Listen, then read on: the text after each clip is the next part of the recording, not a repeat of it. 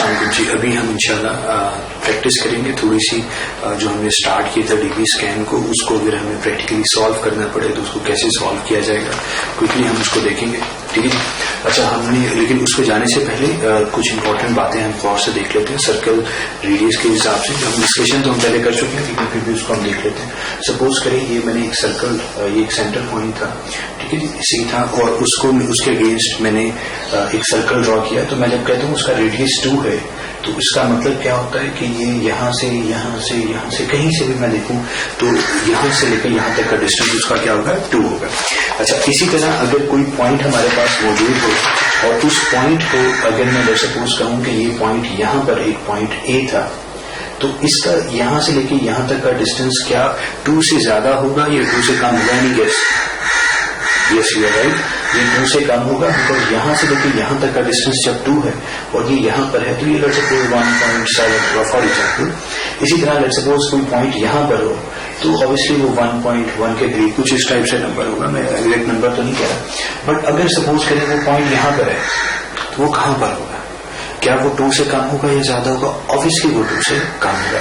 इसी तरह अगर मैं कोई कहूँ कि एक पॉइंट यहाँ पर हमने लिखा हुआ है, तो उस पॉइंट को अगर मैं आपको कहूँ यहाँ से लेके यहाँ तक का डिस्टेंस उसका कितना होगा, तो डेफिनेटली उसका डिस्टेंस 2 से ज्यादा होगा। ठीक है। तो जब मैं ये बात करता हूँ कि जो इस पॉइंट के साथ डिस्टेंस जो है कितना है, तो वो हमने निकालना हो तो वो हम यूक्लिडियन डिस्टेंस इस्तेमाल करते हैं, जो कि यूं डायरेक्ट हमें डिस्टेंस दे देता है। ठीक है ना, वो यहाँ पर हम यूं एंगल जो शॉर्टेस्ट डिस्टेंस बनता है वो देता है। सो अब अगर हम ये कहना चाहें कि क्या ये वाला पॉइंट इस सर्कल के अंदर लाई करता है कि नहीं करता, तो आसान अल्फाज में अगर ये डिस्टेंस 2 से कम है, दिस मीन वो इस सर्कल के अंदर लाई करता है। अगर वो इस यहां से लेकर यहां तक का डिस्टेंस 2 से ज्यादा है, जैसे इसका इससे ज्यादा है, तो वो सर्कल से बाहर लाई करेगा। तो अगर मैं यहां से ये सर्कल मिटा भी दूं,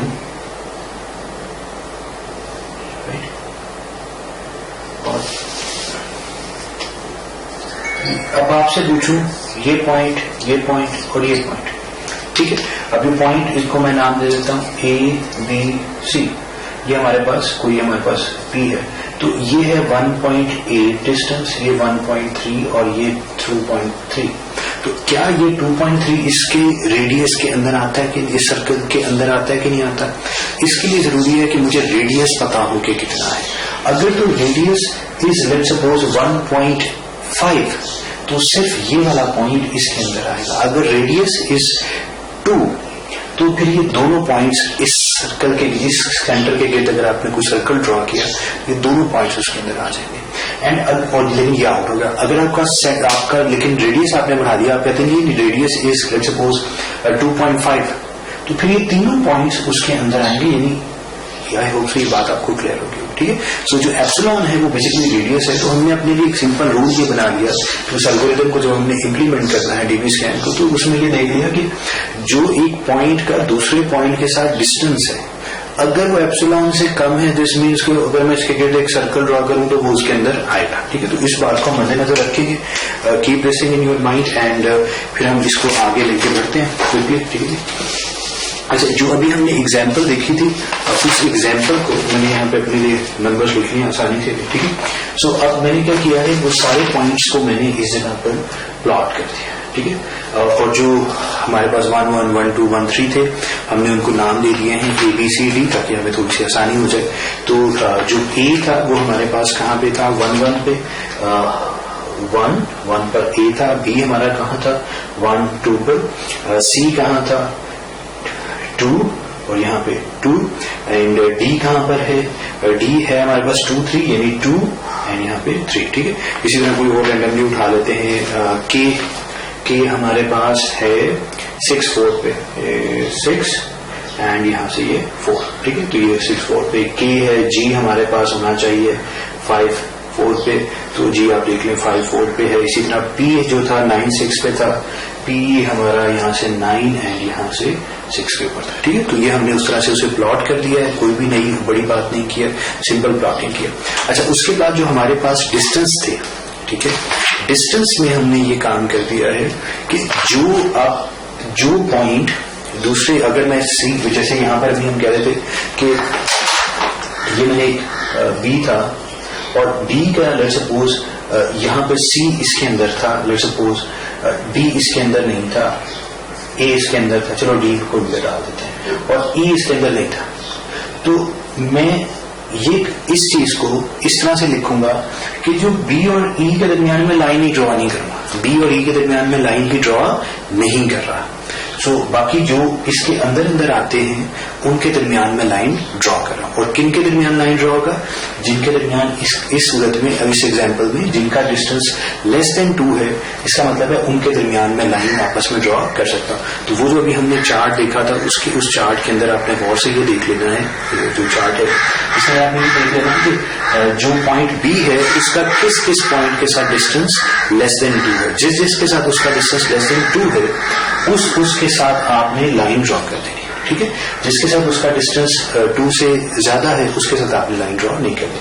फॉर एग्जाम्पल यहाँ पर अगर हम बी को देखें तो बी के ए सी एंड डी, बी का ए सी एंड डी, इन तीनों के साथ डिस्टेंस लेस देन 2 था, तो तीनों के साथ मैंने यहाँ पे लाइन ड्रॉ कर दिया, ठीक है। इसी तरह सी था, सी का इन तीनों के साथ डिस्टेंस था लेस देन वो था 2 था डिस्टेंस, तो बी सी से डी, बी एंड ए हमने लाइन ड्रॉ कर दी।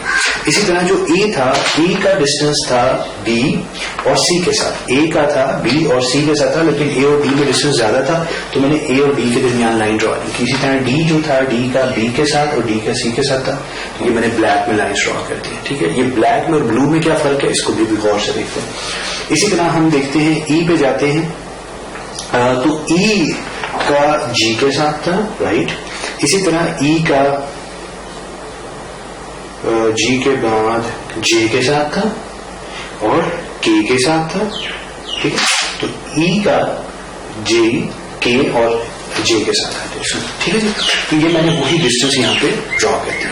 अच्छा, इसको थोड़ा सा मैंने समरी भी बनाई है, और समरी कैसे बनाई है? समरी मैंने ऐसे बना दीजिए, जो पॉइंट्स थे, जो पॉइंट ए था उसके बी और सी के साथ थे। अभी उसको गौर से देखें, मैंने अलग अलग करके सबको लिख दिया। ए के बी और सी के साथ थे, डी के बी और सी के साथ थे, एफ के जे के साथ पॉइंट था, एफ और जे के दरमियान था।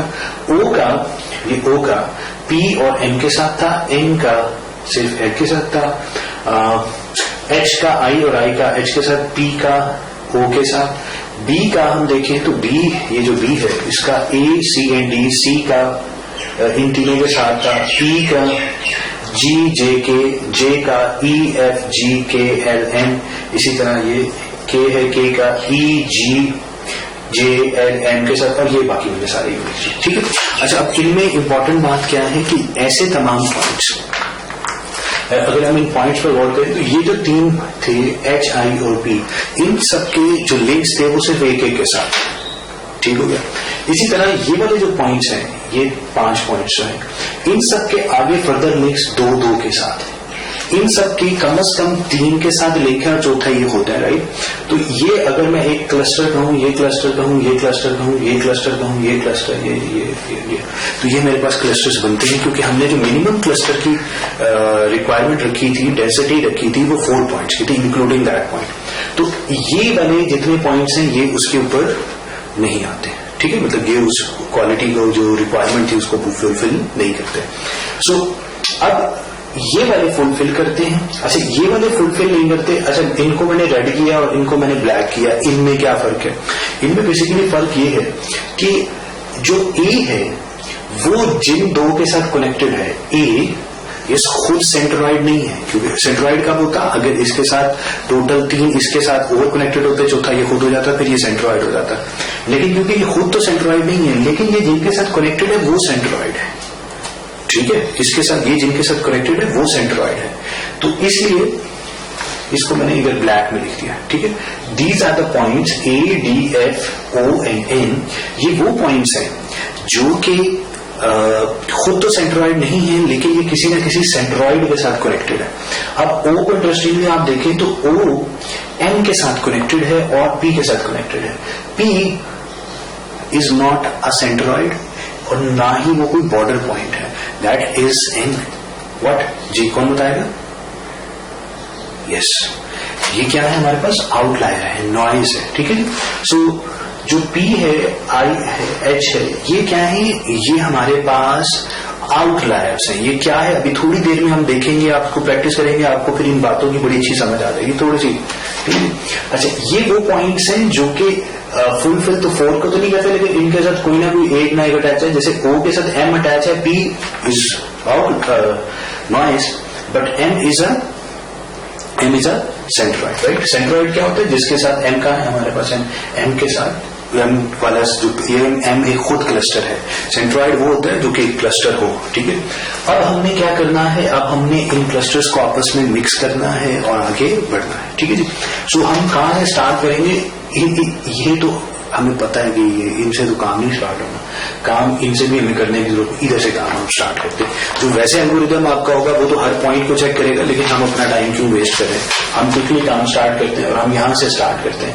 इनको भी मैंने छोड़ दिया और इनको भी छोड़ दिया। यहाँ पे मेरे पास पहला पॉइंट क्या था? B था, ठीक है जी। यहाँ मैं एक सर्कल अपने लिए बना रहा हूँ और यहाँ मैंने लिख दिया B, ठीक है जी। अच्छा, अब मैं जब यहाँ पर B लिखूंगा, ये इंपॉर्टेंट बात आप देखते जाइएगा, बहुत सिंपल है। अच्छा जी, B मैंने लिखा।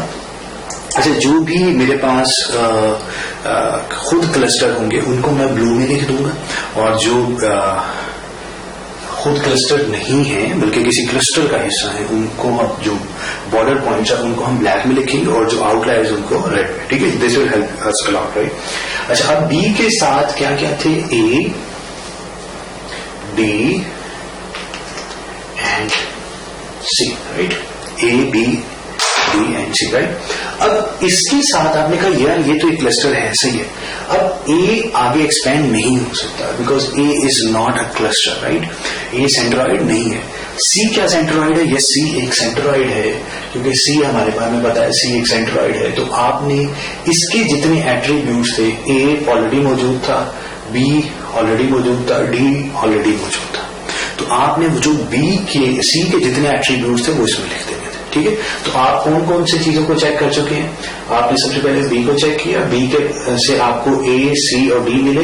इन तीनों से रिलेटेड, क्योंकि B, C जो था वो एक सेंट्रॉइड था, तो इसके जितने भी ऑब्जेक्ट्स आगे फर्दर होते वो हमने इधर प्लेस करने थे। अगले एग्जाम्पल में आपको बेहतर समझ आएगा। तो हमने ये देख लिया। अब हमारे पास कौन सा? E को चेक करते थे। यहाँ मैं एक सर्कल बना लेता हूँ, ये सपोज करें जैसे E है। E के क्लस्टर में कौन कौन से लोग हैं?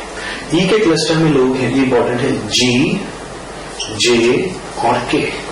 E के क्लस्टर के अंदर लोग हैं G। अभी हम देख रहे हैं, हमने यहाँ पर अब क्या किया? हमने E को उठाया और E के जो तीन आगे E के अंदर, E के अगेंस्ट में जब सर्कल ड्रॉ करता हूँ तो सर्कल ड्रॉ करने की वजह से E के साथ G, J और K आ जाते हैं, ठीक है जी। अब जब मैं ये एक क्लस्टर हमने कहा था कि इसके अंदर 4 मिनिमम पॉइंट्स हैं, इसकी जो डेंसिटी है वो मिनिमम डेंसिटी फुलफिल कर रहा है, हमने इसको एक क्लस्टर कह दिया। अब हमने इसके बाद देखा कि इसके अंदर जो इसके 3 नेबर्स थे, इसके अंदर जो मौजूद थे, G को चेक किया। G क्या है? खुद एक सेंट्रॉइड है। सेंट्रॉइड का मतलब है G खुद एक क्लस्टर है। E और G 2 अलग क्लस्टर्स हैं, लेकिन इन दोनों क्लस्टर्स के दरमियान डिस्टेंस बहुत कम है। तो जब 2 क्लस्टर्स के दरमियान डिस्टेंस कम हो तो हमें उन 2 को अलग क्लस्टर बनाने की बजाय कहते हैं कि एक ही क्लस्टर है, इन लोगों में ज्यादा फर्क ही नहीं है, तो यार ये एक ही जैसे लोग हैं। जैसे हम बाजू का पॉलिटिकल पार्टीज को देख रहे होते हैं, पॉलिटिकल पार्टीज को कह रहे होते हैं, हाँ यार ये let's suppose MQM and Pakistan Peoples Party, यार इनकी जो सियासत है ना बहुत मिलती जुलती है, तो यार ये 2 अलग नहीं है, ये एक ही जैसे हैं, ठीक है। ये लेफ्ट विंग की पार्टीज है, ठीक है। सो दैट्स हाउ वी से थिंग्स, ठीक है। तो हम उसे फिर 2 अलग नहीं कहते, हम कहते हैं एक ही तरह के लोग, ठीक है। सो अगर G जो है, G एक क्लस्टर है। G क्लस्टर कहाँ है? G को देखते हैं, ये G है। तो G के साथ E, J और K है। E, J और K है। G के साथ J और K है, मतलब G और K देखिए ना, इनके तो बनने भी कॉमन थे, तो इन दोनों क्लस्टर्स को हमने मिक्स कर दिया। So we have solved E and we have solved G, right.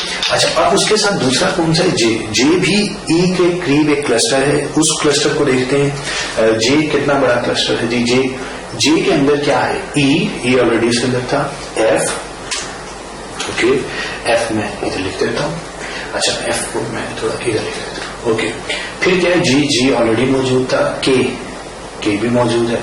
L नहीं था। अब J की वजह से L एंड F ऐड हुआ एंड M भी ऐड हो गया, राइट। सॉरी, एंड मुझे इसको इसमें लिखना चाहिए, बिकॉज ये क्या है, ये खुद भी सेंट्रोइड्स है। ओके है। अच्छा, फिर मैंने क्या किया, ये हमारे पास ऐड हो गए, जे इज डन। अब इसके जो बाकी नेबर्स हैं उनको चेक करें, क्या के हमने के और के को जाके इसमें चेक करना है। मैंने अपने लिए पहले से मुझे बताया क्या है, के क्या है, ये हमारे पास अगेन एक सेंट्रोइड है, तो इसको एक्सपेंड करना है। इसके लोग भी इसके साथ मर्ज हो जाएंगे। ई और के क्लस्टर दो अलग क्लस्टर्स हैं, लेकिन ये इतने क्लोज हैं कि इनको मर्ज हो जाना चाहिए। तो ई के का अगेंस्ट क्या था, ई वो ऑलरेडी इसमें मौजूद था, जी ऑलरेडी मौजूद था, जे ऑलरेडी मौजूद था, के ऑलरेडी मौजूद था, एल ऑलरेडी मौजूद, एम ऑलरेडी। ठीक है, तो वी आर डन विद के एज वेल। ठीक है, तो हमने के को भी देख लिया है, जे को भी देख लिया। ओके, अब हम देखते हैं एल को, देखते हैं एल कहाँ है जी, ये। तो जे इस अगेन ई और L they are very close, so इसके जितने क्लस्टर के जितना कुछ होगा वो इसमें शामिल हो जाएगा। तो जे ऑलरेडी मौजूद था, के ऑलरेडी मौजूद है, एम ऑलरेडी मौजूद है, N. Now M is connected with L and यहां पर हमने एन को भी ऐड कर दिया। ठीक हो गया। ओके, तो we are done with this. अब हम चलते हैं एम पे। एम को अगर हम देखें तो एम का के साथ क्या आता है, जे ऑलरेडी मौजूद है, के ऑलरेडी मौजूद है, एल ऑलरेडी मौजूद है, ओ भी आ जाता है। किसकी वजह से, एम की वजह से। सो अब हमने फिर देखते हैं हम ओ को। अच्छा, ओ को जब मैं देखता हूं तो ओ मुझे पता है कि ओ खुद भी इंपॉर्टेंट बात है, इनकी वजह से ओ एन और एफ ऐड तो हुए हैं, लेकिन जब मैं ओ को चेक करता हूं तो ओ खुद एक क्लस्टर नहीं है। तो ओ अगर किसी के साथ कनेक्टेड है, ओ के साथ पी कनेक्टेड है, लेकिन ओ क्योंकि खुद इंपॉर्टेंट बात है, ओ खुद सेंटरॉइड नहीं है, ओ किसी क्लस्टर का सेंटर पॉइंट नहीं है, इसलिए ओ के साथ जो लोग कनेक्टेड हैं वो इधर मैंने ऐड नहीं किए। ठीक है, एम ऑलरेडी एडेड था, बेशक एडेड था, लेकिन पी मैंने इसमें ऐड नहीं किया। एम भी नहीं ऐड करना, पी भी नहीं ऐड करना। ठीक है, क्यों, क्योंकि O is not a cluster. कोई पहले एम पहले मौजूद है तो ओ की वजह से नहीं है, वो वैसे मौजूद है। ठीक है, ओके। फिर हमने एन को देखा। अच्छा, अब एन पे जाके देखते हैं, एन का एन ओ के साथ एन कनेक्टेड है, but N is not a cluster, तो एन की वजह से कुछ और इसमें हम ऐड नहीं करेंगे।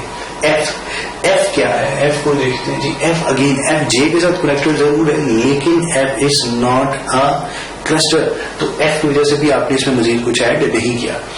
आपने सिंपल रूटीन में क्या किया है, ई को उठाया, आपने एक उठाया, ई के जितने भी पॉइंट्स इसके साथ कनेक्टेड थे सब पॉइंट्स आपने इसमें लिख दिए। फिर उसमें से देखिए जो पॉइंट्स आए थे वो पॉइंट्स क्या क्लस्टर है, अगर वो क्लस्टर है तो इसका मतलब है ई और जी वो क्लस्टर जो है बड़े करीब हैं, तो उस क्लस्टर पूरे को इधर ही ले आओ। तो वो सारे उसके जितने थे वो आपने उठा के इधर लिख दिए। फिर अगले पॉइंट को उठाया, उसको चेक किया क्या वो खुद सेंट्रोइड, अगर वो सेंट्रोइड है तो उसके सारे एलिमेंट्स उठा के इधर ले आए। फिर आगे देखते जो सेंट्रोइड नहीं है उनको आपने इसमें प्लेस नहीं किया। ठीक हो गया। अच्छा, अब इसमें आप देखें तो आप किस किस को चेक कर चुके हैं, ई के साथ जी जे, ई की वजह से जी भी हो गया, जे भी हो गया, के भी हो गया, एल एम एन ओ भी इधर हो गया, पी अभी नहीं हुआ। ओके, सो हम जो डिस्कशन कर रहे थे, हम ये डिस्कशन भी कर रहे थे कि हमने यहाँ पर जितने भी इससे रिलेटेड थे उन सबको हम इधर ले आए थे, और इसके अंदर जो रह गए थे अगर हम उसको देखें तो A B C D E, A B C D इसके अंदर सॉल्व हो गए थे। ई इधर हो गया, एफ इधर हो गया, जी इधर हो गया, एच नहीं हुआ, राइट, एच आई अभी नहीं हुए, जे इधर हो गया, के इधर हो गया, एल हो गया, एम हो गया, एन हो गया, ओ हो गया, पी नहीं हुआ, एच आई और पी नहीं हुए। तो एच आई और पी को हम देख लेते हैं। सबसे पहले हम एच को उठाते हैं और एच के गिर्द चेक करते हैं। एच से आगे सिर्फ आई है, तो H is not a cluster, खुद नहीं है। तो इसकी अगर ये क्लस्टर होता तो फिर हम ये देखते कि इसके क्लस्टर में जो मजीद लोग हैं वो सेंट्रोइड हैं कि नहीं है, तो नहीं है तो इसको मजीद आगे देखने की जरूरत नहीं है। ठीक है, तो एच बिकम्स अभी के लिए हमारी नजर में ये it becomes a noise, right, या क्या कहते हैं आंकड़ा है। इसी तरह फिर हमने एच को गया, फिर आई को चेक करते हैं। आई को हमने जब चेक किया, आई भी इसी तरह था, आई के साथ सिर्फ एच था, तो अगेन ये क्या होगी, नॉइज होगी। फिर क्या था, पी था, पी को हमने चेक किया, पी के साथ भी यही हुआ, पी जो कनेक्टेड है वो ओ के साथ कनेक्टेड जरूर है, लेकिन ओ खुद, क्योंकि इंपॉर्टेंट बात है कि पी जो है वो खुद एक क्लस्टर नहीं है, तो ये मजीद किसी को बुला नहीं सकता। इसी तरह जो ओ है वो खुद क्लस्टर नहीं है, तो ये किसी और को आगे मजीद बुला नहीं सकता। ठीक है जी, this is something important. O and P में क्या फर्क है, ओ खुद एक क्लस्टर नहीं है, पी भी क्लस्टर नहीं है, लेकिन ओ एक ऐसे क्लस्टर का हिस्सा था, जो ओ किसी क्लस्टर का हिस्सा था, इसलिए ओ उस क्लस्टर का बॉर्डर पॉइंट हो गया। बॉर्डर क्यों कह रहे हैं, ये देखें, ये यहां पर है, तो ब्लैक नहीं रखते हैं, इसके बाद हम बाहर नहीं जा सकते, इसकी वजह से हम यहां से बाहर नहीं जा सकते, कि इस क्लस्टर में इसकी वजह से बाहर नहीं जा सकते। इसी तरह इसकी वजह से हम इधर कहीं बाहर नहीं आ सकते, इसी तरह इसकी वजह से हम इधर नहीं आ सकते। ई की वजह से G was not a border point for E, because E से आप G पर गए, G से आप आगे मजीद एक्सपेंड कर सकते हैं। ये बॉर्डर यहाँ कट नहीं लगा। कट कहाँ पे लगता है, अगर यहाँ पर कोई आ जाए, ऐसा आ जाए जो कि खुद सेंट्रॉइड ना हो, जो खुद कोई क्लस्टर का सेंटर ना हो। ये भी सेंटर नहीं था, तो इसकी वजह से हम आगे नहीं गए, इसी वजह से आगे नहीं गए। फॉर एग्जाम्पल यहाँ पे कोई एक और पॉइंट होता है, लेट्स सपोज T, ठीक है, ये इसके साथ कनेक्टेड होता है, तो टी को भी हमें ये रखना चाहिए। तो अब ये दो इसके साथ कनेक्टेड है, ये 3 बनता थी, लेकिन ये खुद क्लस्टर नहीं है, इसके साथ एक ये, तो ये टोटल 3 पॉइंट्स हैं, तो ये खुद क्या है, वो क्लस्टर नहीं है, सेंट्रॉइड नहीं है, तो इसकी वजह से हम इधर नहीं गए, तो ये वाला इसमें ऐड नहीं हुआ। लेकिन अगर सपोज करें फॉर एग्जाम्पल यहां पर इसके साथ 2-3 और पॉइंट्स होते हैं, फॉर एग्जाम्पल अभी क्या होता, अभी ये होता कि ये जो होता है, ये क्या बन जाता है, ये हमारे पास एक बॉर्डर पॉइंट ना होता, बल्कि ये भी हमारे पास एक क्लस्टर होता है, 1 2 3 4, ठीक। तो इसकी वजह से, क्योंकि ये क्लस्टर होता, तो फिर ये वाली चीजें भी इसमें ऐड हो जाती और ये यूं फैल जाता, ठीक है। लेकिन क्योंकि इसके साथ कुछ नहीं है, फॉर एग्जाम्पल सो एम मैं यहाँ पे एक लिख दूं टी, तो ये again this is not a cluster, centroid नहीं है, तो इसकी वजह से ये नहीं, ये चीजें इधर नहीं आएंगी, ठीक है। तो ये खुद ही इंडिविजुअल है, तो ये तो इनकी पार्टी ज्वाइन कर सकता है, लेकिन ये अपने साथ कुछ और लोगों को अपने साथ नहीं ला सकता। ये इसने जब इसकी पार्टी ज्वाइन की, तो इसके सारे लोग भी इसके साथ आ गए, क्योंकि ये पार्टी है, इसके पास एक पूरा क्लस्टर है। ये किसी क्लस्टर का हिस्सा तो जरूर है, लेकिन ये खुद कोई क्लस्टर का सेंटर पॉइंट नहीं है, ये इंपॉर्टेंट बात है, ठीक है। अब इसी तरह तो यहाँ पे आगे हम रुके, जब हमने सारे टेस्ट कर लिए तो हमें पता चल गया ये 2 क्लस्टर्स थे, तो इन 2 क्लस्टर्स के गिर्द मैंने यहाँ पे जो लाइन ये ड्रॉ कर दी है, जो पॉइंट्स इसके अंदर आए थे ये वो वाले पॉइंट्स थे, तो इनके गिर्द हमने सर्कल ड्रॉ कर दिया है। ये वाले 4 पॉइंट्स थे, इनके गिर्द हमने सर्कल ड्रॉ कर दिया, इसको कहा ये क्लस्टर है, ये क्लस्टर है।